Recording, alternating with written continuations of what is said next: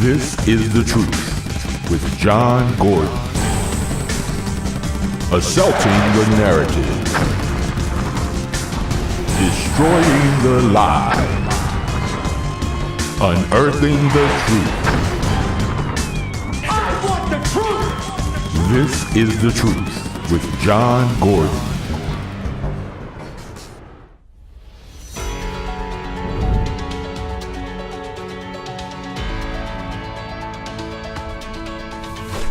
Chaos erupted at the Trump National Golf Club, where an alleged shooting occurred on September 15th.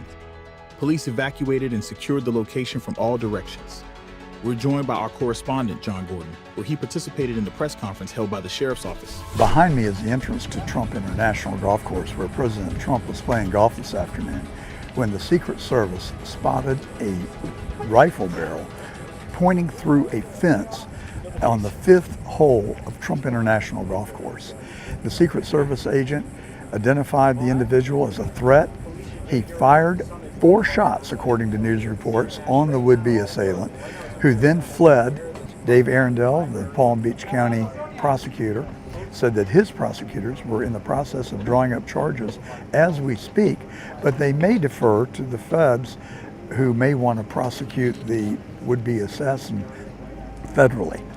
We just left a press conference with Sheriff Rick Bradshaw, a representative of the Secret Service, and the FBI, and they reported that the president is safe.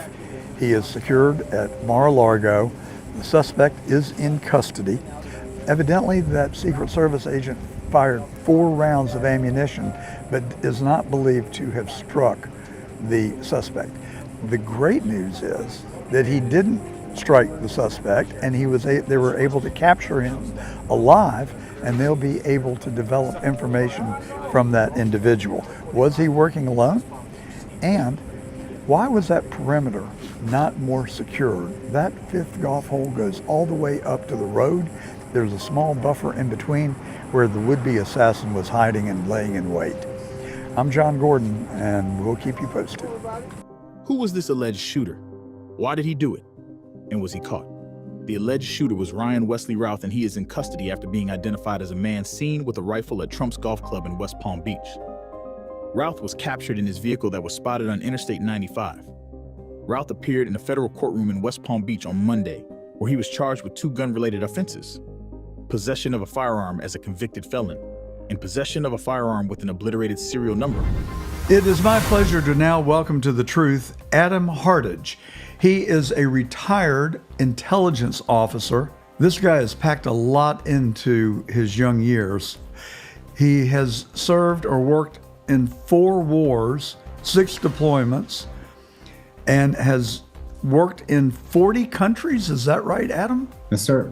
Well, welcome to The Truth. So, Adam, I need some rehabilitation.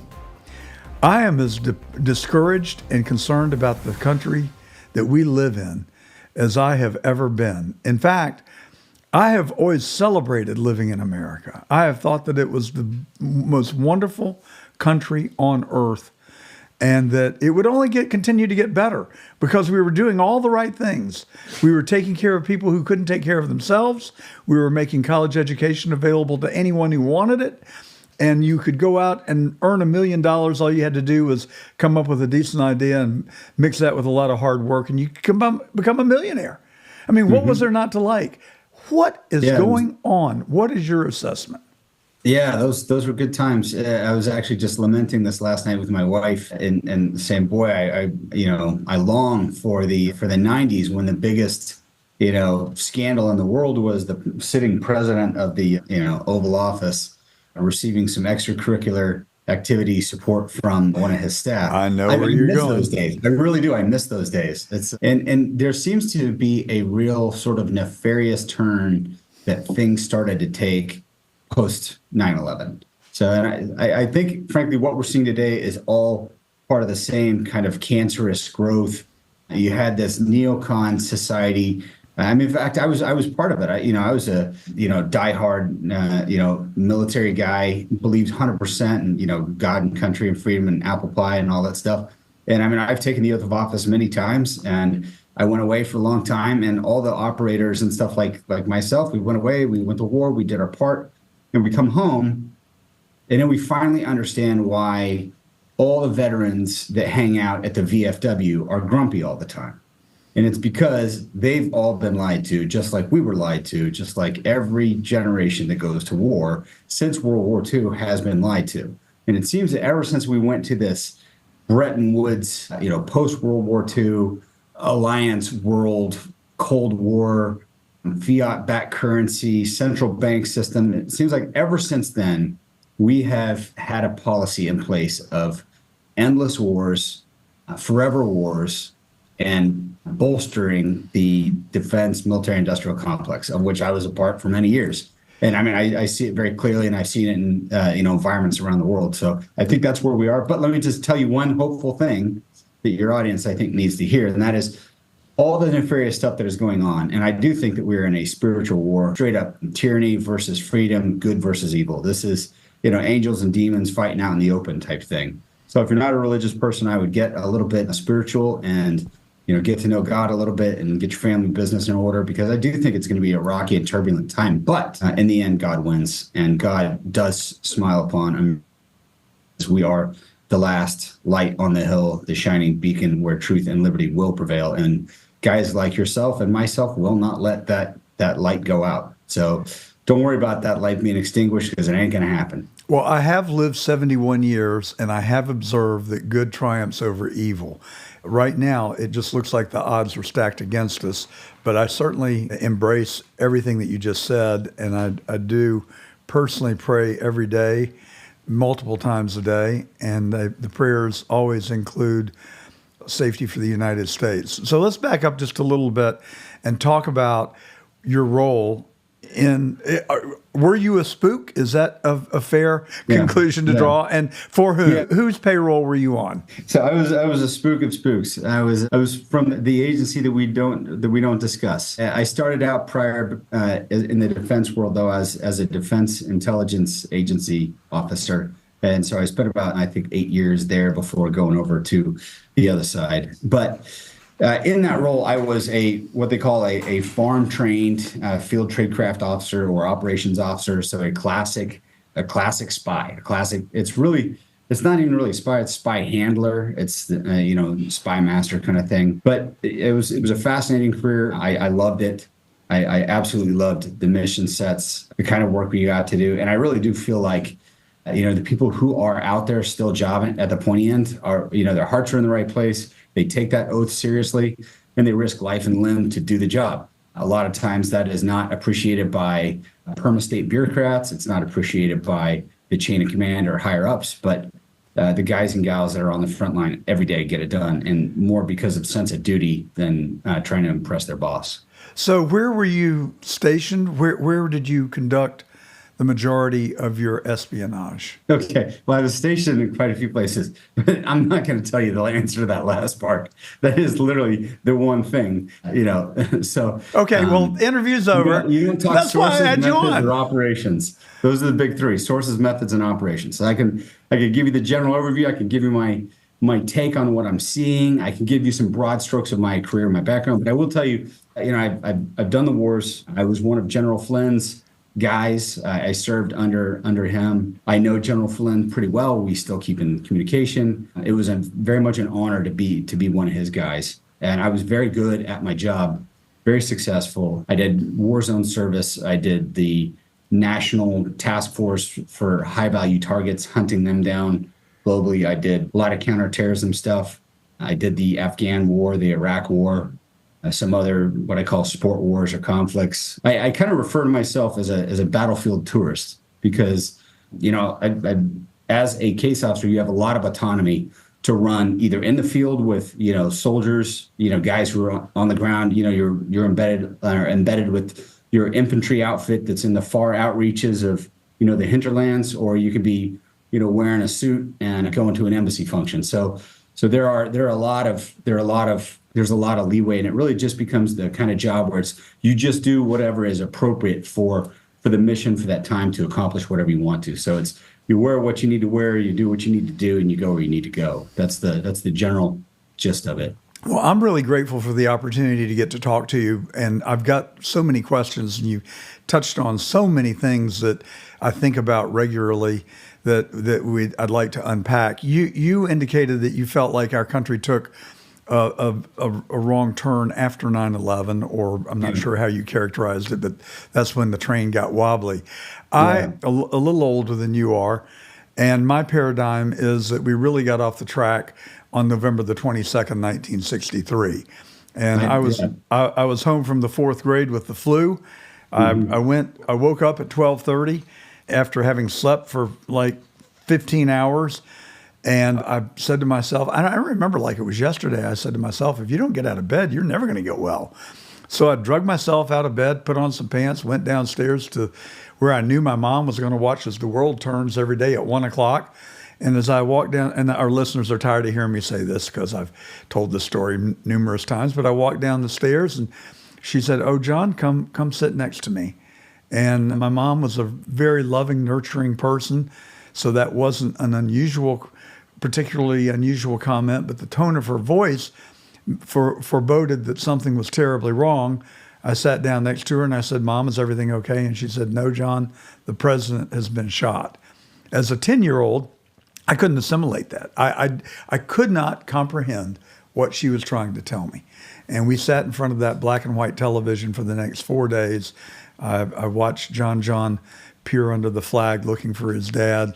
I still get a lump in my throat when I think about it. I saw him salute the casket as it went down Pennsylvania Avenue. I saw Jack Ruby shoot Lee Harvey Oswald. And I developed an unhealthy obsession that lay dormant until I got to college. And then a buddy of mine from Chicago, Jerry, came in and did a book review on A Rush to Judgment by Mark Lane. And I started to, for the first time, realize that there were more questions than answers about who killed Kennedy. I certainly don't want to offend you in any way or disparage the organization that you work for, but it is my firm conviction today that the CIA, led by Allen Dulles, killed John Kennedy. And I think that is a reprehensible crime that cannot be forgiven nor forgotten. And I believe that this country is in serious trouble, and it will not change until we have a cleansing and we acknowledge our bad deeds, get the truth out, hold the people accountable, even if it's in memoriam, and get this country back on the right track and on its foundational values, as you alluded to, of a Christian-based or religious-based orthodoxy that will provide a moral compass for us. It seems to me that those values have completely been lost. And I don't mean to preach or get on my soapbox, but give me a microphone. What do you expect is going to happen? But, I agree with you. I do. Well, and so I continually find myself weekly coming on here and being hypercritical of the organization that you used to work for. And I always hasten to add that there are legions of fine men and women who have made the ultimate sacrifice for our country, who risk their life on a daily basis, go into harm's way in ways that we don't even have a clue what it might look like or what they may do. And I include you in that category. But my God, I think if it's going to change, it's got to change from within. I don't think little old me or even Donald Trump has the ability to really affect change. And it seems like there needs to be an uprising from the rank and file in the FBI and the CIA and the NSA and say no more. Our conduct is going to be governed by the federal code of the federal statutes and the code of regulations. And, I watch these guys go to Capitol Hill and they basically just sit there and flick everybody off. They don't answer the questions. And it's obvious that they may not lie, but they certainly skirt the truth and are not there apparently in good faith. So let me give you a chance to respond. Yeah, so there's a lot to unpack there. So going back to Kennedy, I would agree with you. And I think it may have even started, I think it started before that. I think it started, since we're going to go ahead and just go there, it's World War II, the end of it, we're talking about Eisenhower, the warning against the rise of the military industrial state.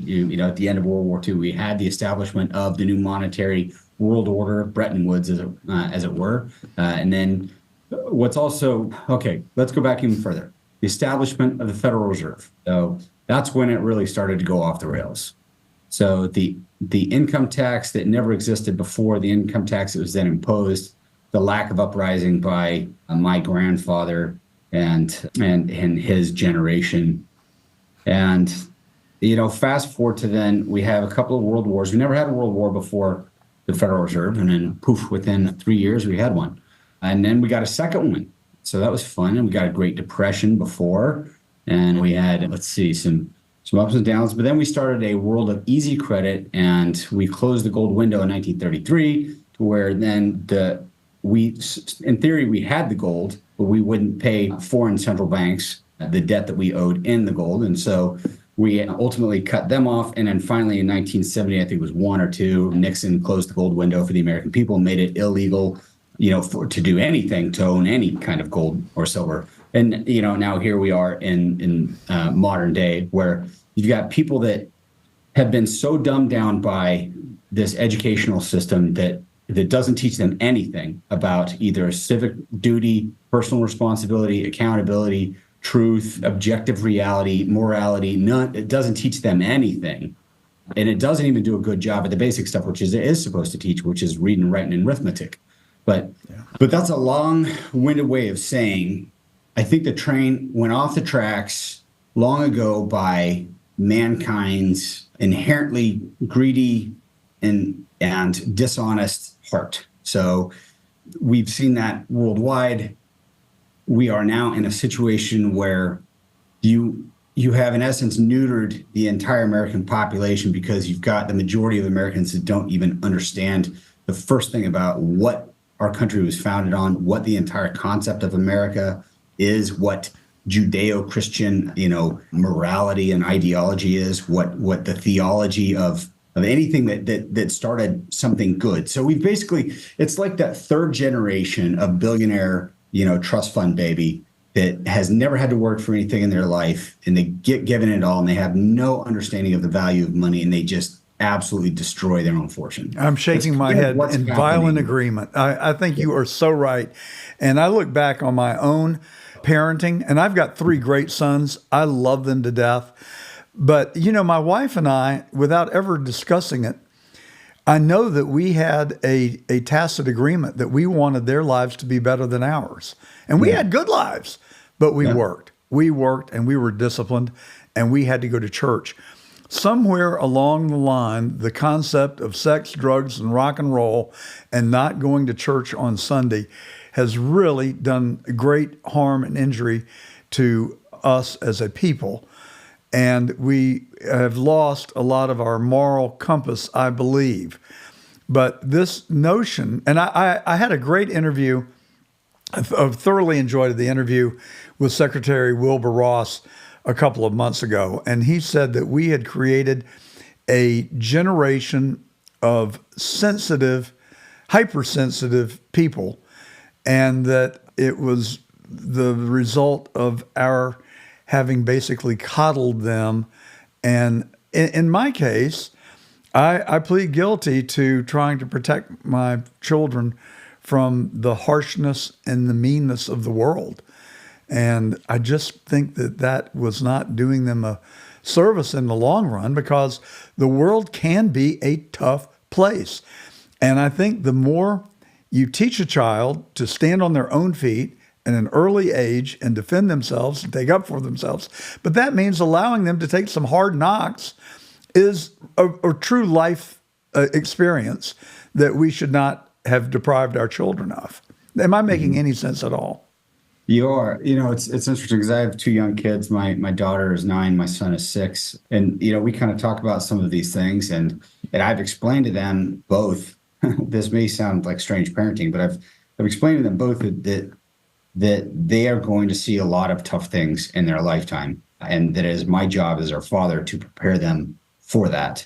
And, I make no apologies for that. That sometimes, things are not the way that you would like it. But my job as dad is to make sure that my kids understand the world, how it is, and not necessarily how they want it to be. And then if they do want to change it, then empower them and give them the tools and resources to do it. So it's not a hopeless thing. I just think that informing children about the reality of the world that they live in is critically important these days. And it certainly isn't being done by the government, the media, big pharma, big tech. None of that stuff is, you're not going to get the truth from them. And so, and if you look at, to kind of underscore the point that we've really been hitting on, it's like, well, so the first one that spoke out about it was Eisenhower, and that was just kind of, a warning, like, here it's coming.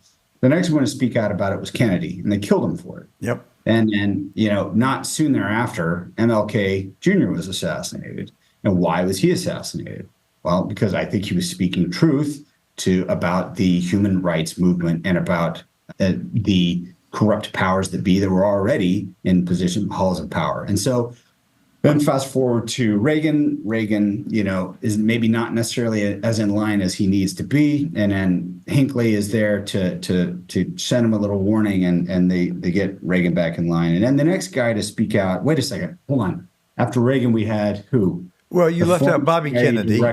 We had the former CIA director, George H.W. Bush, as president. Yes. Right after Reagan. And he served 4-year term, read my lips, no new taxes. He broke that vow, and he served as a one-term president because he died on the Hill to greenlight a new tax on the American people. And that's literally what turned. He went from a 90% approval rating after the Desert Storm Gulf War to like 17 or 20%, whatever it was, towards the end. But I think the lesson to be learned is anyone that speaks out and speaks truth, they shoot at. So we now have the President Trump, who, they try to get him out with indictments and Russia, and collusion this and obfuscation that. And, I think that all had the hand of intelligence services, probably both domestic and foreign. I do believe that there are a lot of enemies of America, both within and without, that would love to see this country fail. And not just from a spiritual standpoint, not just from an economic standpoint or a moral standpoint, but there is, I think in order to understand the world as it exists right now, we have to fundamentally agree that the people who are in charge are not actually crazy.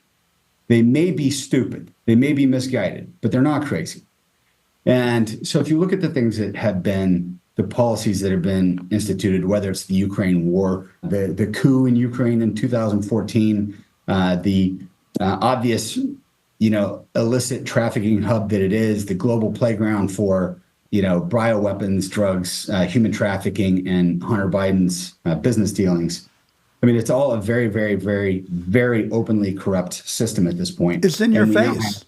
It's in your face corrupt. They don't even hide it anymore. No, they don't. They don't even hide it anymore. So, they tried to kill President Trump. When they couldn't do that, 24 hours later, we got this weird cryptic text supposedly from Joe Biden saying, hey, I'm just going to bow out of the campaign, but I'm still totally the president. It's cool. And then they went from Kamala Harris, who couldn't even get 1% in the Democratic primary against her own political rivals trying to win the presidential primary. She couldn't get 1% in that, and now they're trying to gaslight us and tell us that she's beating Donald Trump in every poll. I'm sorry. At some point we have to say, we got to call it and say that we're done with the kids at the table now.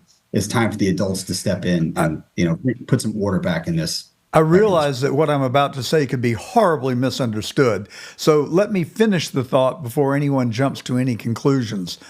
But no, I can't express it that way because somebody will clip a snippet of it and take it out of context. I guess the fact that there have been 2 attempts on President Trump's life gives me real hope that he is going to win the election. I say that only because they have tried everything else, and nothing else has been able to eliminate him politically. And so it is my belief that this is not the result of lone crazed gunmen, but rather some sort of an orchestrated, planned attempt on President Trump's life to eliminate him as a potential victor on November the 5th. That's what I truly believe. Now, have you studied Butler pretty closely? No, I haven't. Well- Are you talking about like the event? Yes.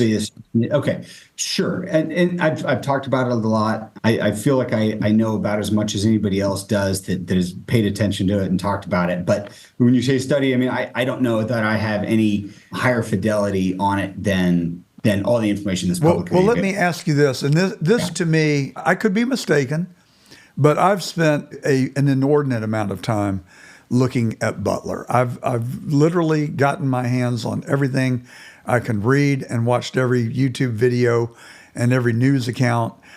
I feel like I have a pretty good grasp on the venue and the events and the sequence and the timeline and the actors.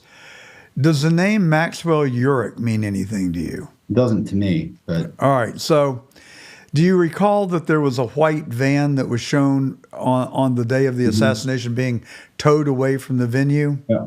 That There were two van was. vehicles. I'm There sorry. was a sedan. There were two vehicles. There was a sedan, there was a bike, and there was the van, from what I understand. So I guess two vehicles and a bike, from what I understand. That's right. Yeah, Now, yeah. the bike conflicted on who owned it. Someone has claimed that it was their bike, and it seems credible. And I kind of have discounted the significance of the bike. I think there's a plausible explanation that someone rode that bike there that was just an innocent bystander.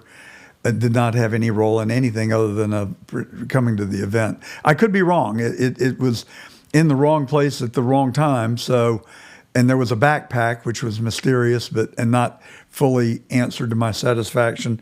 But Maxwell Urich, that van was reported in the moment to have contained explosives and was being impounded. You could see on television it being taken away on a truck.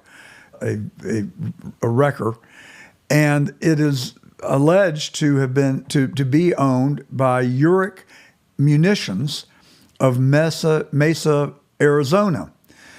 Maxwell Urich is the son of the owner of Urich Explosives or Munitions, and Maxwell Urich has a very curious background. He, like the last guy, fought in the Ukraine. He's very young. He's approximate age of Thomas Matthew Crooks. He looks very similar to Matthew Crooks. The distinguishing characteristic is that in his ears, he had those big earrings, but he took them out. And so his ear healed, but it left a scar on his left ear. I have seen pictures, and I'll send you the link. You can go look. I'd be interested to know what you can conclude. But the body on the roof, the alleged assailant, appears to have a scar in his ear. Now, where it gets really freakish is that Maxwell Urich had reported ties with the CIA, who tried to recruit him, and he evidently did some work for the CIA after he was in the Ukraine or during the time he was in the Ukraine. I'm not sure exactly what or how, but there's some nexus there, supposedly. And to make matters more freakish, his parents filed a missing persons report on him on July the 14th. He evidently has not been seen or heard from since. He also is known to have been in Portland, Minneapolis, Atlanta, other sites of riots of 2019. This guy had a very curious background, has disappeared mysteriously, and there are those who believe that it may be his body that was on top of the AGR building. As I'm sitting here saying that, I feel like I've run the risk of losing whatever little credibility I may have with you because it sounds preposterous. But I've watched the videos. I've seen the scar. He had a tattoo. You can see the body on the roof. Looks like, some people say it's dirt. It looks like it could be a tattoo. I don't know, but I just want to know, where is Maxwell Urich and what's the story? You know, it's interesting that your show is named Truth, because it's what you're seeking is one of the more elusive things. Yeah. And especially in a world where anything but the truth is what they tell you. It's a very hard thing to discern. And then if you do figure it out, they're going to gaslight you and tell you that you're wrong and that, you drew all the wrong conclusions and that you're just a fool and, nobody should listen to you and you're just a conspiracy theorist. I mean, that's how these things go. It's discredit and, make counter accusations and, move on from there. So I don't know anything about that guy. I will say that everything that I saw originally with the Crooks shooting struck me as being a sponsored event, meaning that he was not a lone gunman. I think that's at this point fairly easy to confirm now that we know that he had encrypted bank accounts offshore, that he actually was apparently in touch with Ruth or Routh, however you say his name, the guy that was the second attempted assassin. And Routh, as you know, was trying to recruit Taliban to fight in Palestine. He's got a Harris Biden bumper sticker on the back of his van and very outspoken about, supporting the war in Ukraine and supporting the Palestinian fight in Israel, which, those are wars and he's welcome to have his opinion and support whoever he wants. But obviously, when you try and kill the former leader of the free world, that's a line that nobody can take on either side. So, I think we're in very dangerous times, very, very, very dangerous times. And there absolutely will be more attempts against President Trump. I even heard today that, that there was a vehicle with explosives identified and found outside of the rally in New York that he's preparing to attend tonight. But then there was another announcement that came out and they said, oh, no, it's fine. It was just a training exercise for police, bomb sniffing dogs or something like that. Okay. A training exercise on the day that President Trump was in New York. The president was going to have a rally and, with somehow that 30, doesn't 40, 50,000 people. That doesn't pass the sniff test to me. So at this point in time, if I was the head of President Trump's security, he would be anywhere but Mar-a-Lago. He would never go back to Mar-a-Lago. And he would be in hiding until he had events, and those things would be, we'd be talking about miles worth of security. And at this point, I don't know where the factions are. I don't think it's a tremendously large group of individuals that would need to be removed from power in order to actually get this country back on track and reset itself. But I do think there needs to be a thorough cleansing of the deep state, non-elected government bureaucracy, especially from middle management up across the board federally. And, that's obviously not going to happen without some major conflict here at home. I think that's what needs to be done. Elon Musk said it well when they started talking about him becoming the head of the whatever it was, accountability or efficiency commission, government efficiency, whatever it was. And he said, I think the patient would want to reject the treatment, or exactly what he said, the tough medicine that they're going to have to give the federal government. And as well, it should, because the federal government needs to be reined back in substantially. I've said for, my entire professional career that the federal government was already too big and that it was overreaching. And so everything from, post 9/11, the Patriot Act that's never gone away, everybody remembers, or at least old people like you and I remember what it was like before 9/11, and you could go, take your kids to the window at the terminal, or not the terminal, at the gate to go wave goodbye to mom as she leaves for her, weekend trip or whatever. And now, of course, nobody can access anything in the airports, and they've taken all the fun out of flying. And, it's I don't know what it is, but it's like the people that have the controls to the world right now just want to generally make everything kind of stink. And I don't know what their reasoning is for that, other than I think they're probably a bunch of collectively miserable people that have no faith in anything other than themselves as gods, and they will fall hard for that. So, Adam, did I understand you to say that you think that there was a link between Crooks and Routh? I've read that from at least one source, and I think that was probably Instagram, social media source. So how much stock do I put into that? But if you want to figure out what the nexus of this thing is, right? Yes, so that's what we're going at.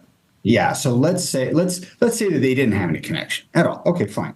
But so then, are they two individual lone gunmen? Okay, maybe, right? Let's even go with. That's a possibility. Then let me ask. if they're the lone gunman, then why was Crooks able to get on top of the very roof that the Secret Service had its operations center inside of? He took his shots from the building, from what I understand, that was the headquarters presence of the law enforcement and Secret Service field headquarters at the Butler, Pennsylvania event. And so just that one question alone. And then we've all seen the videos of him walking around an hour before the shooting. We all know that he was known to authorities 3 hours prior when he went there, and he had a rangefinder and he was stopped by security. We've known that, that he was spotted on the roof, that they have got videos, people yelling, there he is, there's a gunman, go get him, protect the president, all these other things. Of course, no action was taken. So that in and of itself seems problematic in a lot of ways. But then you add the second attempt, and then the fact that that golf outing from this last Saturday wasn't even on their itinerary. That was a last minute addition, just a split decision, or not, like a last minute decision by the president to take a round of golf that day. And so how did this guy, unless it's just the luckiest timing and placement ever, fly in, or I guess he didn't fly in, but he arrived sometime in the middle of the night, set up a position, had a rifle. His rifle's got serial number scraped off. He's got an advanced optic on it. He's able to have, another rangefinder, GoPro, and other equipment, and know where the president was going to be hours later. How is that possible if this is not some kind of sponsored event? This guy has no ties to the administration. I have some ties to the administration in the sense of I have been in general contact with, Eric Trump and Lara Trump through, I speak on this tour sometimes, and I've seen and I've met them. So I'm closer to them than this guy could ever be. And I would have no idea what their itinerary or anything else would, because that family is completely locked down, and they should be. I mean, they should have, their inner sanctum security should be so tight. And my question is, why was President Trump allowed to even continue on that round of golf, when from second one, when they step off? I'm not going to draw the conclusion that I have in my mind, because I just don't want to say it, and I'm just not going to say it. Well, you and I are coming at this with the same perspective. The things that are similar between Butler and the golf course on Sunday, and this is remarkable to me, is that both Crooks and Roth appeared in Black Rock commercials. Yeah. Now, that's just a coincidence. I mean, okay, if you say so, but it's striking to me and to others. The other thing with Crooks is that someone or persons allegedly visited his house, and 8 times. Cell phone records tracking show that they went back to Gallery Place in Washington, which is kind of a government nexus of offices for the Secret Service and the FBI and others. So that's very curious. But the one thing that I think is the most striking, and to your point that it was a sponsored event, to me, the biggest, they call it a failure. I don't think it's a failure when it's intentional. But the Correct. perimeters were compromised in both It's a cases. success then when it's intentional. Yes. It's not a failure then. But if you draw a circle around Butler, and I've seen it, and anybody could draw it for themselves. The AGR building is cut out like a piece of pie. It is intentionally omitted from the circle of protection. So, and you couple that now with whistleblowers.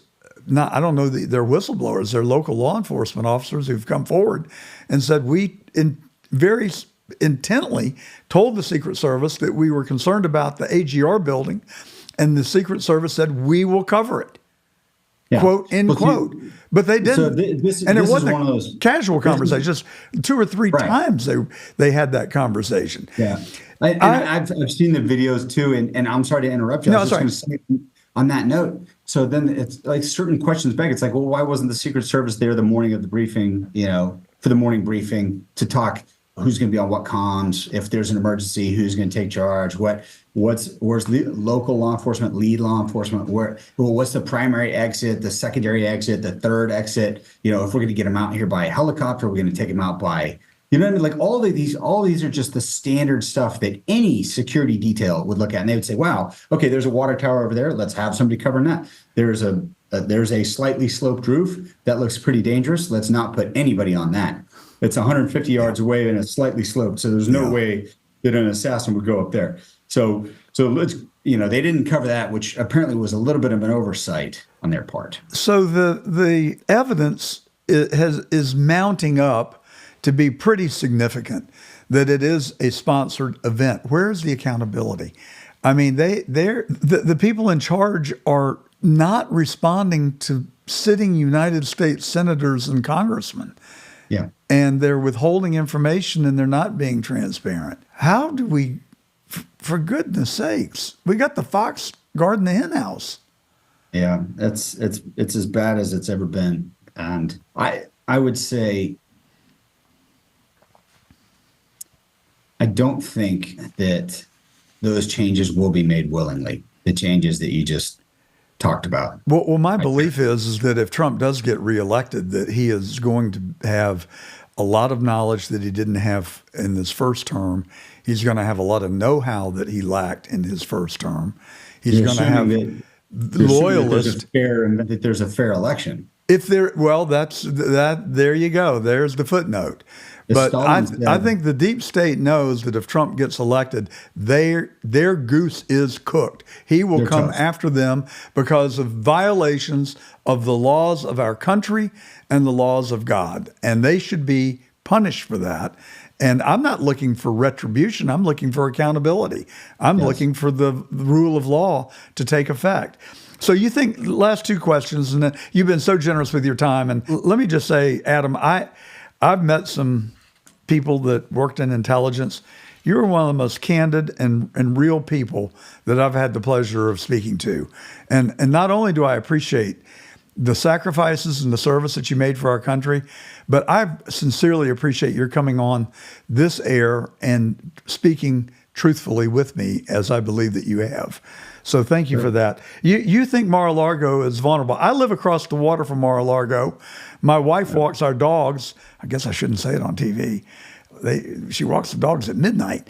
And I said, Helen, you can't go out at midnight and walk the dogs. It's not safe. She said, are you kidding me? This is the safest place on earth. There is a boat with a machine gun on it in front of our house. There is a police car 2 blocks up, and there's a helicopter flying over. I'm so safe. Nobody's messing with me. Not to mention our not so friendly dogs if somebody cross-eyed looked at my wife. But so what are you suggesting where Mar-a-Lago is concerned? I don't want to be hyperbolic on anything. And first off, I appreciate you saying that about my candidness and stuff. The truth of the matter is, sincerely, I don't care anymore. As far as I don't have anything to prove. I'm not putting up appearances. I'm not afraid of the devil, the powers that be, the principalities that are fighting us. I walk in truth and I walk with God. And, when my time is up, my time is up. So with regard to the risk profile to Mar-a-Lago, I say I would not have the president in Mar-a-Lago for the sole fact that the last attempt happened there, basically. It was at the golf course, but you've been there, you know where it is, you know where Mar-a-Lago is. And so there's that. And if this is a sponsored, let's say it's a foreign entity like Russia, China, or Iran, which would be. So let's say there's a major foreign entity involved. Let's say it's Zelensky in Ukraine, right? Let's say whoever, pick your boogeyman, and let's say that they're the ones running the show. If it is a nation state level thing and they have missed twice, the third time I would think they're going to make sure they don't miss.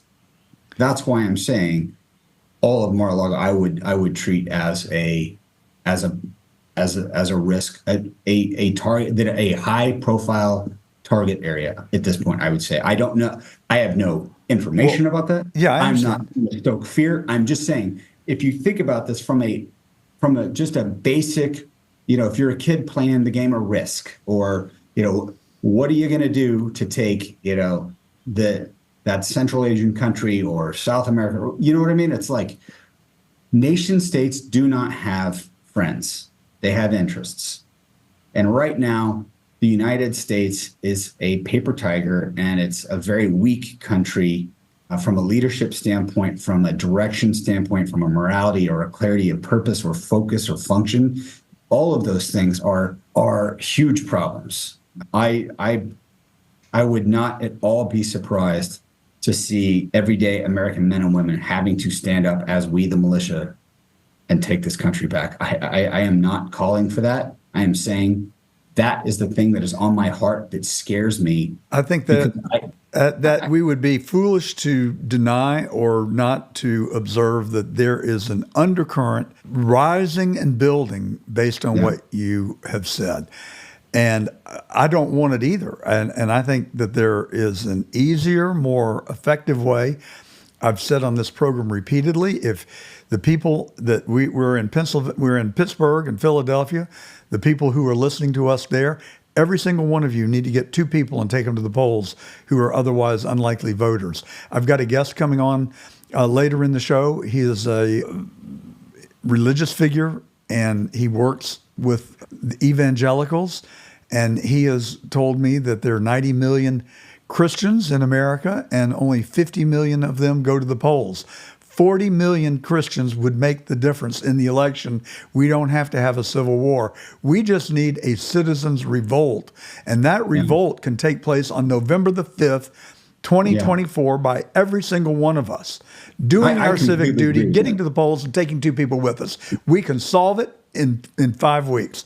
Well, so on that note, I'll just tell you the best part that I see. So if you look at just look at the overt support at the candidates' rallies. So President Trump, what his rallies look like versus what we're told Vice President Harris's rallies look like. So I think there's overwhelming support for the cause of freedom at this point. But as Stalin said, I don't care who votes or how many votes are cast. I only care who counts the votes. That is the factor that we must protect against. Well, I've worked on a lawsuit against the Fulton Board of Elections for 2.5 years after 2020. I can tell you, nothing to see there. I'm sorry? I said, there's nothing to see there. Oh, yeah, other than 40,000 illegal votes in Fulton County and 400,000 in the state. It is a disaster. And Raffensperger and Kemp and Carr, they all cover it up. They're not doing their job, and I don't know what's motivating them. So I am as concerned as you are. The conventional wisdom is that if Trump wins by 6 or 7, that's a magnitude that they can't cheat and overcome. We can only pray and do our parts. Yeah, Jesus is going to have to show up for this one, and Trump is going to have to win so big that there's literally no denying it. That is the only, in my opinion, that's the only way for a peaceful transition. I don't see a peaceful transition of power happening if it is contentious. And so I don't want anybody in your audience taking that I'm inciting something. I'm making an observation. What I think, correlation and causality, basically. I think, if this begets that, then that will beget that. That's what we're talking about. Well, there was a little bit of an undercurrent 6 months ago that they had tried everything else, that there was nothing else left except assassination. That became a reality. I did not want to believe it. I didn't want to accept it, but I intellectually realized the potential. And now we have had 2 brushes with a disaster. Now I'm hearing that same kind of undercurrent. I have a lot of conversations every day. My personal trainer, the person that cuts my hair, my hygienist at the dental office, they're all saying the same thing, that this country is a powder keg and it wouldn't take much to ignite it. And we've got to figure out a way to avoid civil unrest. And if we could just get people to go about their civic duty, and if we could all join hands and just say, look, you're not going to get everything you want. I'm not going to get everything I want. Let's let the Constitution, the Bill of Rights, the laws of the land direct us in how we behave and what we're going to do, and we accept the results of an honest, fair election. Everybody wins. What's the matter with that? I think that sounds great. It's a little bit naive, fairy tale, but it's I love it. But it's it feels good. Let's just leave it at that. Well, It we'll feels bring real. back George It's really Floyd. good. Can't we all just get along? Well, yeah. So real quick, and I know that we're short on time, but so they always talk about how the alt-right, the MAGA movement, the Patriots, they're all a bunch of right-wing extremists, white supremacists, blah blah blah. Whatever, racist, homophobes. Use your descriptor. When President Trump was almost assassinated in Pennsylvania, not one person fled from the audience. Yeah. Think about that. In a stampede situation, which would have been a stampede situation anywhere else on the planet, that happened at a rock concert, stampede. That happens at any other football event, rally, baseball game, stampede. Going to be a stampede. Nobody moved. And then also, what was the retaliation by the right for that? Nothing. What was the retaliation for the second assassination? Nothing. They say that we're the big threat to democracy and everything else. Well, first of all, we're not a democracy. We're a constitutional republic. But not to confuse the issue, I would say that the people who are a threat to those things are the ones that are trying to imprison political rivals, the ones who are burning down American cities, who are importing illegal immigrants at a rate never seen before on the planet, and the ones who are intent on destroying the financial future and retirement prospects for all Americans in favor of exporting all of our wealth and giving it to foreigners. Well, you might want to add participating in what I am beginning to believe is massive child trafficking, which is the worst sin that anyone can commit on God's green earth. I believe at this point that the problem is every bit as bad as we fear it is. Adam Hardage, thank you so much for coming on The Truth. It is a pleasure. You're welcome back anytime. I hope that you will come back soon and often. And if you're ever in West Palm Beach, I'd love to break bread with you and get to meet you in person. Yes, sir. So thank you for your service to our country, and thank you for your time today. Look forward to the next time, John. Thank you. God bless. This is the day that we have got to get it right if we're going to save our country. Now, a lot of people are talking about it. Raj Doraisamy is doing something about it, and it's my pleasure to welcome him to The Truth. Hi, Raj, and welcome. Thank you, John. I appreciate you having me. I really am looking forward to speaking with you, your team, and your viewers. So I think that we know intellectually and from data and intuitively that evangelicals, if they vote, are likely to vote for Donald Trump. You have discovered a opportunity which had escaped me. I was not aware. I would have thought evangelicals would have turned out en masse at the polls, but you tell a little different story. Yeah, it is surprising. I also was shocked as well. And so the information we have as of 2019, and I'll update it here for 2024, but as of 2019, 40 million Christians historically had not voted. Of that number, it's a huge number, huge number. Of that, 15 million Christians were not even registered to vote. Now, going to your question, you specifically asked about the evangelical Christians. As of 2019, 25 million evangelicals were not voting. And so, in this conversation today, we'll go into why and more importantly, how to pivot that. But this is a shocking number. Now, if we look at the fact that the 2020 election had a spike in election participation for a lot of reasons, we feel that that number may have gone down and more Christians decided to vote. But then a few weeks ago, the president made some statements regarding abortion, and a number of Christians have become upset about those statements. And now the number is shifting again, where those Christians that are upset based on their own convictions are saying they're not going to vote. So we find ourselves in a predicament, John, especially when we look at how many people decided the 2016 presidential election and the 2020 presidential election. I think your viewers are going to be shocked when we go into that part of the conversation. Well, I totally understand where anyone is coming from that doesn't like abortions. It is something that I have never felt comfortable with. I also recognize that we live in supposedly a democracy, And we don't all always get our way about everything. It's not rainbows and butterflies. It's compromise that moves us along, as the song lyric goes. And so the result of people not voting, staying at home because they don't like Trump's position on abortion, which I think he's tried to find a happy medium. But I get it. You know, people who come from a moral standpoint, there is no happy medium. It's like, you know, you could say, well, we're just going to murder somebody a little bit. That doesn't fly. And I understand that where abortion is concerned. And if I could get my way, I would say no abortions.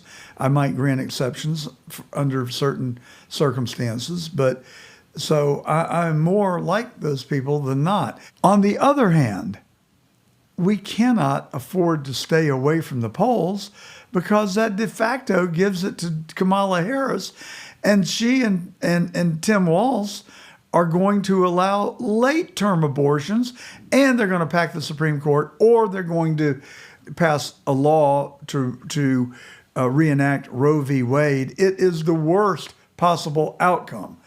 Don't you agree, Raj? It's the way you said it is perfect, John, because in your comments you just made it easy for the folks that are struggling with this election to relate to what we're trying to talk about on this program, because like you said, there are so many different perspectives. These are good people for the most part, and their values are lined up with freedom, with protecting life of all human beings, of having America be a powerful agency for change. And it is something that I think we can really get into in this conversation, because at the end of the day, John, what we're dealing with now is the clash between what Christians have been taught for years and what they see around us. And so we try to find out what is it about Christians, at least those 40 million Christians, that is having them be okay with not voting. And when we look at that, all of the items that you just described come into play. So let's just break that down for a moment. Many of the Christians have been given, they've been fed, if you will, a theology every Sunday when they're at church from whoever's behind the pulpit, that in fact, Christians should not engage in the affairs of this world, but Christians should rather be focused on heaven, and whatever's happening here in this world is really not that important. And so that view that Christians have had has allowed them to excuse or justify their non-involvement and them being on the sidelines. Another thing that Christians have been struggling with is some of them, the ones that aren't voting, are looking at elections as if they are voting for a personality or a person. And one of the things that we notice that is not actually what this election is about. The elections in this country are always about ideology and policies. And so if someone, a Christian who's a non-voter, were to take that on, then it would give them a little bit of space to navigate what's happening around us, because then they might be able to pivot away from the personality that's on the ballot to the policies and procedures that will be ushered in that will affect all American lives, and in the world we live in now, people's lives across the planet. So there are different ways of looking at it, and I'd love to unpack how we're trying to help those Christian non-voters to kind of navigate this and help them get into action. Well, I think we should unpack it, and let's talk about how you can motivate and how you can reach those individuals. I mean, I would appeal to them on a number of levels. I think that God does expect us to have a civic duty. My perspective is that my job is to leave the world better than I found it. And I'm not saying that I'm all powerful. I'm going to change the trajectory of mankind in the world, but I can do my little piece. And if 3 billion, how many people live on the earth? Is it 3.5 7, billion? I think. 7 billion? No. Yeah, Yeah. Yeah, they're 3 billion in Japan or in China. So yeah, 7 billion people. But if we could get, well, even 4 billion people to do their little piece, the world would be a much better place. So while I understand intellectually the concept of working to get into heaven, performing your civic duty, leaving the world a better place, creating a better world for your children and grandchildren, I think are perfectly legitimate pursuits and might actually help one get into heaven. And I don't mean to be flippant, but what do you think, Raj? Is that a legitimate perspective? The answers to this dilemma are actually in the Bible, to your point. And they actually are quite plain and quite clear because Jesus himself actually addressed these principles and these issues. So let's unpack that for a little bit here. So let's just talk about the first thing, and that is the belief that many Christians, and maybe some of you that are watching this, or if you are voting, you will likely know someone that believes this way. They might be your aunt, uncle, friend, coworker, someone you go play sports with. But in your life, there are Christians, and statistically speaking, that are not voting. So this is for you and for you to share. So for the person that feels that we should not, because of what they've been taught, be involved in the affairs of this world, and we need to be heaven-centric, and even then, the Christians believe that Jesus will come down and he will, with the snap of his fingers, unilaterally fix everything for us so we don't have to. So that's a mindset I want to speak to for just a few moments. And as you're thinking, I'm not a theologian. I did grow up on the mission field. I grew up in Africa. I was born in Africa. I grew up there. My dad was a missionary. So I literally have grown up in the Christian organizations, both organized religion, Christian religion, within churches of all denominations. So that's a perspective I'm coming at you from. So with that in mind, if you would humor me and just consider what I'm about to share with Absolutely. you, and consider sharing this with your friends as well. So in the Bible, there is this beautiful story that Jesus gives, and it's called the story of the talents. And the reason that it's called a story or the parable of the talents is in this story, Jesus is actually speaking to his disciples, and he says, the kingdom of heaven is like a man who was about to leave his land. This was a rich man, he was a man of means, and he was about to leave his land and go on a long journey. So he called his 3 leaders together, and he said, listen, I'm leaving, but I'll be back. I will return, he said. So while I'm gone, I'm going to give the first guy, let's call him Bob, 5 bags of gold. We'll just use that term. And then we'll call the second person, we'll call her Sue, and Sue got 3 bags of gold. And Jack, he gave 1 bag of gold. He basically gave the gold and talents to the 3 servants, 3 leaders, based on what their capabilities were. So the master leaves, he comes back, and he says, I'm back, and I need an accounting from you of what I gave you while I was away. So he calls the servants together, and Bob, the first guy, was productive. He engaged in his community, he worked with people, he did some business, he may have done some programs, he worked hard doing what he could do, John, just like you said, he did his bit, right? And he produced results. He turned his 5 bags of gold to 10. Sue comes, Sue has her version of what Bob did. Both of them were rewarded. Now let's talk about Jack, and Jack is the point of this whole story. Because Jack came to the master and he said, listen, I didn't do anything. I stood on the sidelines. And Jack had a lot of reasons why he stood on the sidelines and did not do anything with what he was given. And the reaction of the master is something that I want to underscore for the people watching this. The reaction of the master was very harsh. I mean, the master flipped out. Now keep in mind, in this parable, the analogy is the master is a picture of God, and the servants, the leaders, were a picture of his people. So please make sure you're tracking with that meaning there. So the master flips out, he just goes, and he is angry with the third servant.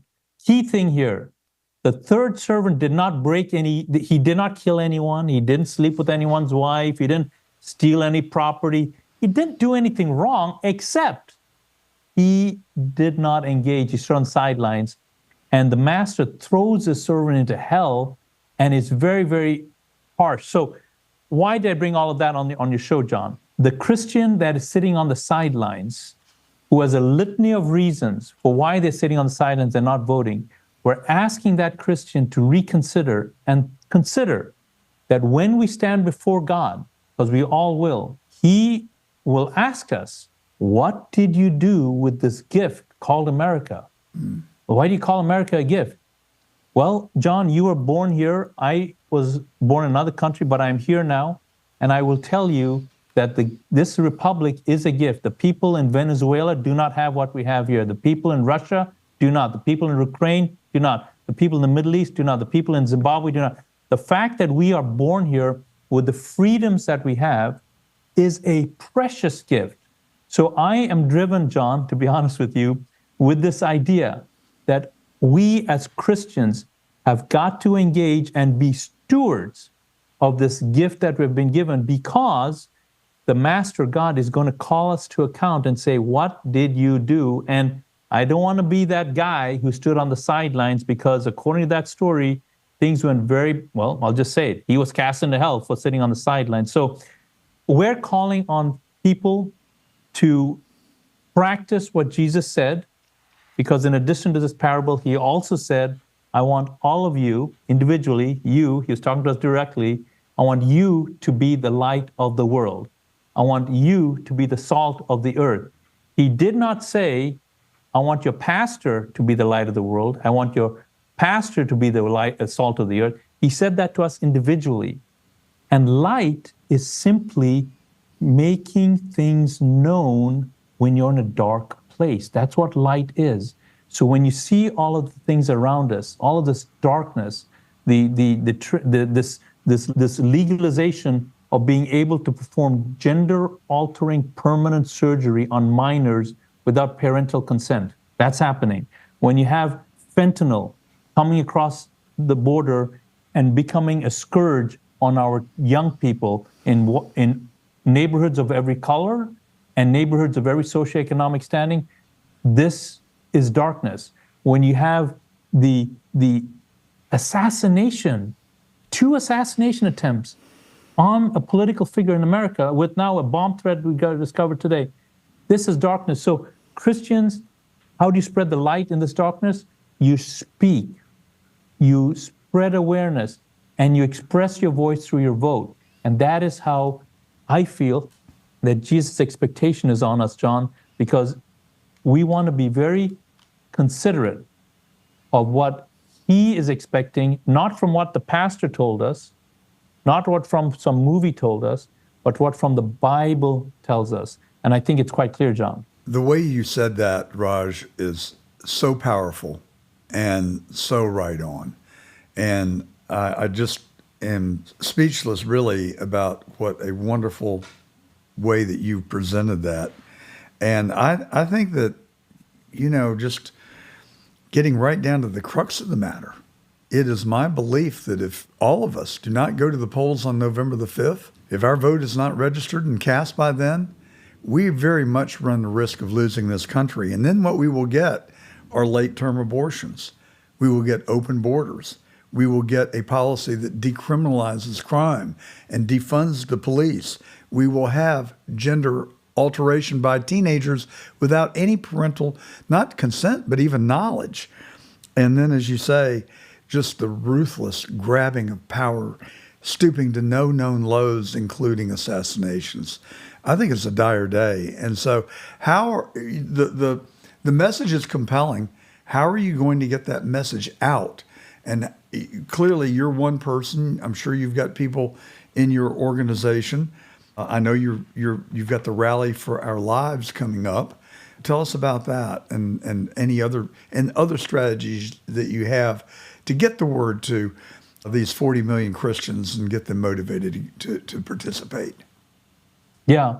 So one of the things that we want to impress upon people is that Christians must be clear on how valuable and how important their role is in these dark times. This is really the time for the bride of Christ, the church, to excel, to provide leadership, to be the example. And all of that only happens when we do, and we're a doer, not just a hearer of what we're hearing. So we have the Rally for Our Lives event coming up on October 11th, as you mentioned, John. Thank you for mentioning that.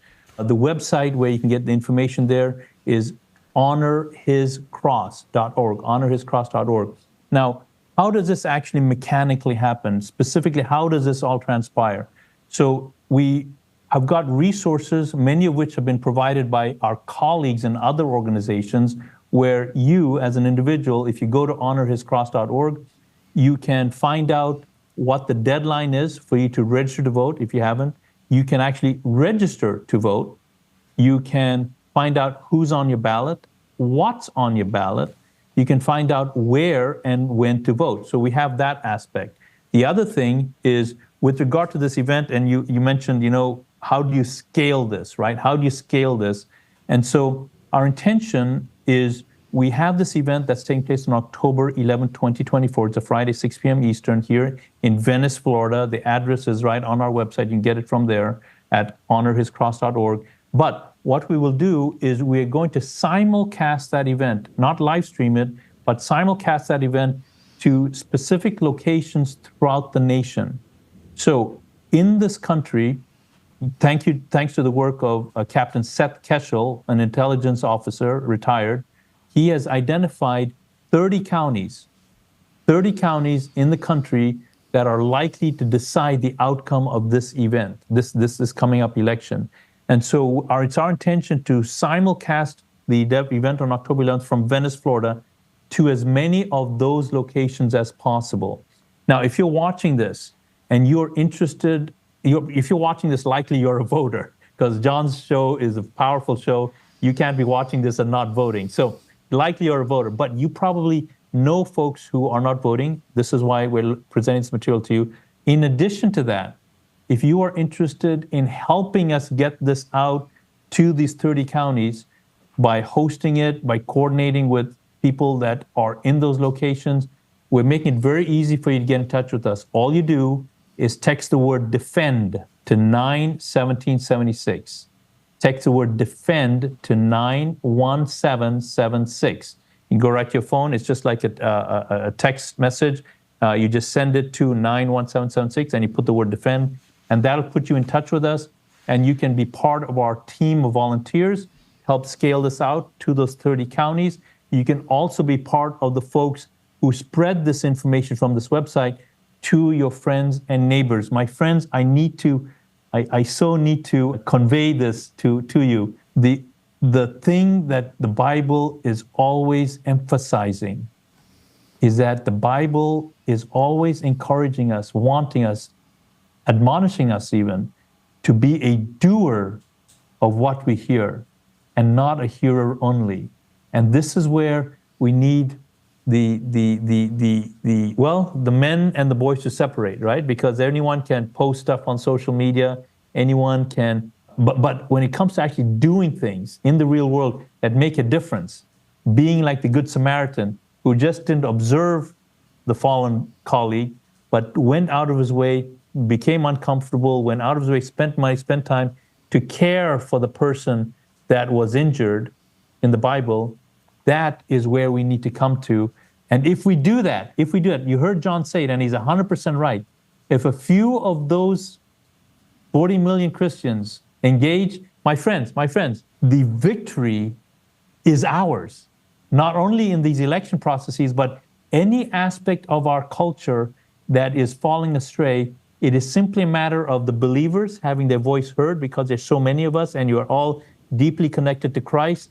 The power of what those folks can bring literally would be an expression of what Jesus said when he said, pray like this: thy kingdom come, thy will be done on this earth, even as it is in heaven. How will that happen? Look at the person in the mirror, and that's the answer to the question of how that'll come about, John.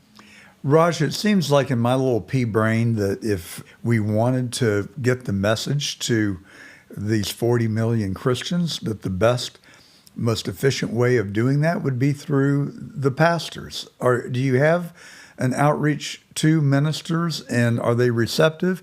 Will they stand in the pulpit and talk about politics in our country and morality and the fact that we need to elect people who will return us to a moral based on a moral compass? Yes, it's so great that you brought that up, John. It's you're such a great host here. So, or you can come back. Thank you. Okay, please. I would love to. I'd love to come. I'm just so enjoying this whole conversation and your whole style and your vibe. It's so refreshing. So thank you for that. So with pastors and leaders in this event, Rally for Our Lives, which is going to be at honorhiscross.org, Rally for Our Lives, honorhiscross.org. We have three objectives. One is engaging the Christian non-voter. We've talked about that. The second is to engage the pastors. So pastors, we get it. A lot of pastors, because I speak to so many pastors and know so many faith leaders. I understand it when you share that you are afraid of losing your tax-exempt status by the topics we're covering here. I understand your fear of losing donors. I understand your fear of dividing your congregation. You have people, good people, in your congregation that are from both political parties. I get it. I also understand your consternation about separation of church and state and those issues. So here's what I would like to encourage both pastors and the people that are watching this out are not pastors, but you could talk to your pastor. Here's what I want to encourage you with. Please consider that governance is a God idea. It's not a man idea. It's not a Republican idea or Democrat idea. It's a God idea. Even God the Father, look at the organization here.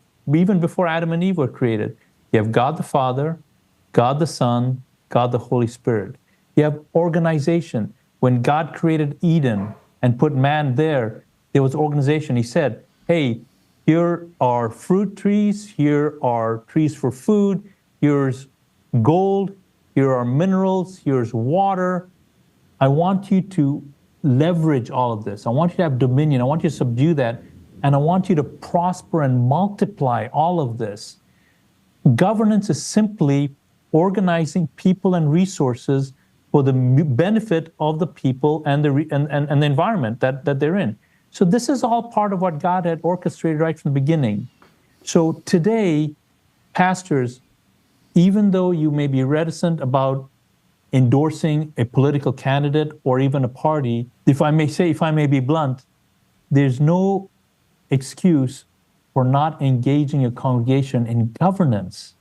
And governance is simply urging your people in your congregation to engage in what matters with how the governance around them is managed.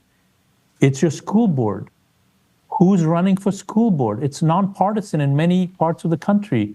And most of the people that get elected are people that want, as John and I were talking about earlier, minors getting permanent surgery that alter their gender without parental awareness, like John mentioned. Do you know that, I'm sorry to interrupt you, but you touch a nerve. Do you know that you cannot rent an automobile from Hertz or Avis or rent it, budget unless you are 25 years old, Q? 25 years old. Yet these people are passing laws and instituting policies that allow children under the age of 18 to make life-altering decisions for which I don't think they're prepared to make at those young of an age. If that isn't justification to go to the polls and take a stand, I don't know what is. Do you know, Raj, I read that 14% of the pastors, only 14% of the pastors in the United States today are willing to tackle issues that could be deemed political in nature. It's startling. I heard another stat that there was even lower, but let's get the benefit of the doubt. And when we look at that, we can recognize that there's a fear element why pastors don't engage in those things. And so pastors, fear is it's the opposite of faith. We cannot allow ourselves to operate in fear. what you can do, to John's point earlier, when I said something and hit the nerve, because the people in your congregation, just like John and I and yourself, are incensed with this vulnerable place that the most vulnerable of our community are in. So those decisions that John mentioned earlier, and I mentioned earlier, that's happening in school, that's handled by a school board. If you're not asking your congregation to get involved in the governance of their school board, who will? Well, it's going to be the people that are pushing the agenda. As we all know as pastors, a vacuum doesn't exist. When there's a leadership vacuum, whatever is available will flood into it. And so on honorhiscross.org, you will see testimonials and messages by other pastors encouraging you to, and showing you how they are engaging their congregation. If you can simply, like John mentioned earlier, the pastor is the most efficient way to scale this. If a few of you could embark on encouraging your parishioners to engage in governance, this whole dynamic changes. Your parishioners need you. They trust you. They're relying on you. Every other place that they go for leadership has failed them. The political leaders have failed them. Business leaders have failed them. Even many religious leaders have failed them. So your role with your local community is vital. So I encourage you to be like Joshua in Joshua chapter 1, where Joshua was also in a situation where he was afraid, and the Lord said to him, hey, Joshua, do not be dismayed. Do not be discouraged. Every place that the sole of your feet shall tread, I have given it to you. Be courageous. Be strong. So pastors, please take that and I encourage you to consider what we're sharing here. We're not telling you what to do, obviously. We're just sharing to you that right now, the fate of the bride of Christ, the fate of our country and the children, not to mention all these other issues, are literally in the hands of the Christians. We are the ones who will decide where this goes. Well, just as a case study, Raj, I had the good fortune as a young, newly married individual to attend a church in Atlanta, Peachtree Presbyterian Church, with the senior pastor, Frank Harrington. Now, Dr. Harrington and I became very close friends. He was one of my absolutely one of my heroes in life. And he did not ever shy away from a social or controversial issue. I have vivid memories of him talking about the women's right movement and the pressure for women to go into the workplace. And he took not an opposite view, but an alternative view that staying at home and raising a family was a very noble cause and was sanctioned by God, and he had biblical support for his position. He would talk about pornography. He would talk about song lyrics and that parents were not aware of what their children were listening to. He quoted Prince from the pulpit one day, and I thought every blue-haired lady in the church was going to pass out and fall into the aisle because the lyrics were so vile. And he said, I know I've shocked you, but these are the lyrics that your children are listening to right now in their bedroom, and you don't even know that they're upstairs listening to it. And so he was not shy about confronting these issues. He built the largest congregation east of the Mississippi River and the second largest in the country. Now, that was before the mega churches, but he was a Presbyterian pastor. If you want some chicken soup for the soul, go to Columbia Seminary, search for Frank Harrington. All of his sermons are there. And I miss him so dearly. He was one of the finest, greatest people I've ever known. And I truly looked to him for inspiration when I was a young married guy raising a family. I was just blessed to have found him. I didn't agree with everything he said, and he made me uncomfortable and made other people uncomfortable at times. But it was his duty. It was his job to make us think and to question and to look at the other side and the Christian answer to many of these issues. So if you're a pastor, don't shy away from it. Don't run from it. Run to it would be my answer. And I appreciate what you're doing so much, Raj. You know, an observation. You know, I have a charity that I started in Atlanta in 2006 called the Friends of English Avenue. And this organization seeks to rehabilitate the worst zip code in America. You name a social ill, it is there. Unemployment, hunger, homelessness, disease, joblessness, HIV, largest concentration of HIV per capita of any place in America. It is a food desert. Access to food is a real challenge. Access to medical treatment is a challenge, although there are a lot of organizations that are working in that community now and are working to lift it up. Progress has been made, but there's a lot of work to be done. But it put me in touch with the churches in the neighborhood. In this 60 square block area, there are 22 churches. And a lot of the work that we have done, we did it in cooperation and collaboration with the churches. So I sat through a fair number of church services in predominantly, virtually exclusive African American congregations. And they're not afraid to talk about politics. In fact, just real quickly, I got to know Dr. Joseph Lowery. And I happened to like Dr. Lowery.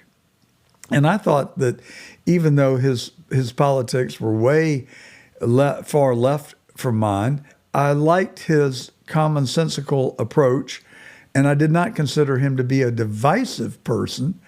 Although I will tell you that one day I'm sitting in church and Dr. Lowery was the guest speaker. And he said, now I'm telling you, everybody out there, you better go register to vote. And you better get your aunts and your uncles and your friends and your nieces and nephews and your cousins, get them to vote. It's your duty. You've got to get everybody you know registered to vote. And you can tell them that if they don't vote Democratic, they're going to go straight to hell. And you can tell them Dr. Lowery said so. Now, that I've stiffened and bowed my back because I'm everything but that. And I actually resented it that someone would use the pulpit to be that partisan and invoke the name of God, even though I think that he was half joking. I didn't laugh, but that's what we're up against. And so our clergy has got to be emboldened to come to the rescue of our country and help lead their parishioners in the right direction. Don't tell them to vote Republican. I wouldn't be as partisan as Dr. Lowery was, but just get them to vote. Get them to vote. And I appreciate what you're doing, Raj, to do just that. The importance of getting people to vote and getting people engaged. You mentioned it's such a vivid, clear picture there. A couple of stats right now. Where I live, it's a very Republican location. Historically, people have voted Republican here the entire time. And I recognize that some of the viewers here may be independents, you may be Democrats, you may be Republicans.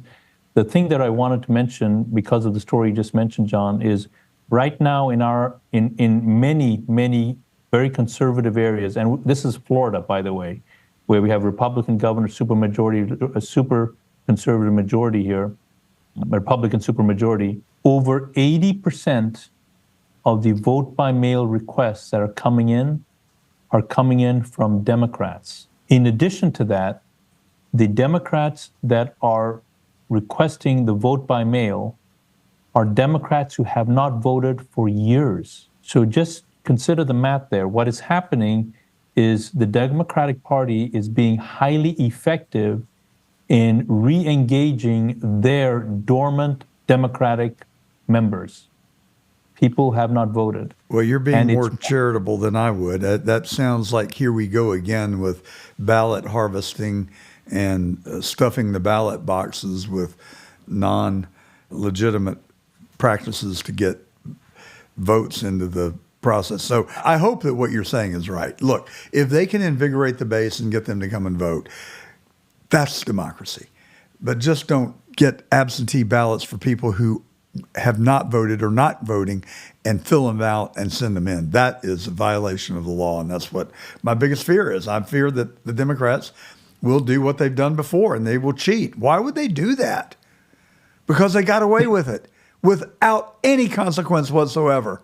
And anybody who tried to challenge them, we got 19 people in court in Fulton County right now because they tried to push back against a stolen election. Fani Willis prosecuting them for election interference.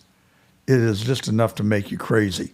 Well, listen, I want to thank I call him my associate producer, Den Black, up in Virginia, for bringing us together, Raj. I know that you all are friends, and he certainly promotes you. Tell us one more time, you got the Rally for Our Lives, October 11th in Venice, and then your website, tell me if I got it, www.honorhiscross.org.